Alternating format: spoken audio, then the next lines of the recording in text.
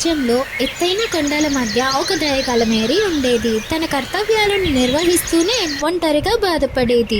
ఒకరోజు ఉదయాన్నే తన తోటలో ఉన్న పక్షుల కిలకిల రావాలని విని ఆ పక్షి యొక్క రెక్కన గాయాన్ని గ్రహించి రాజ్యానికి తీసుకుని వెళ్ళి కట్టుకట్టింది. ఆ పక్షి కృతజ్ఞతతో ధన్యవాదాలు యువరాణి, నేను మీరు ఆపదలో ఉన్నప్పుడు సహాయం చేస్తాను అని మాట ఇస్తుంది. అలా ఆ పక్షితో తను ఆనందంగా గడిపేది. అనుకోకుండా ఒక రోజు మేఘాలు రాజ్యాన్ని చుట్టుముట్టి వర్షం రాలేదు. మేరీ పరిష్కారం చూస్తూ ఆలోచనలో పడగా ఆ పక్షి నేను మీకు సహాయం చేస్తాను నారాని అనిలోకి తన రెక్కలను విప్పి మాయాశక్తితో వర్షాలు పడేటట్లు చేస్తుంది. రాజ్యంలో పంటలు పచ్చదనంతో పూచాయి. మేరీ ఆ పక్షిని తన రాజమిత్రుడిగా ప్రకటించింది. రాణి ఒక గొప్ప పాఠం నేర్చుకుంది.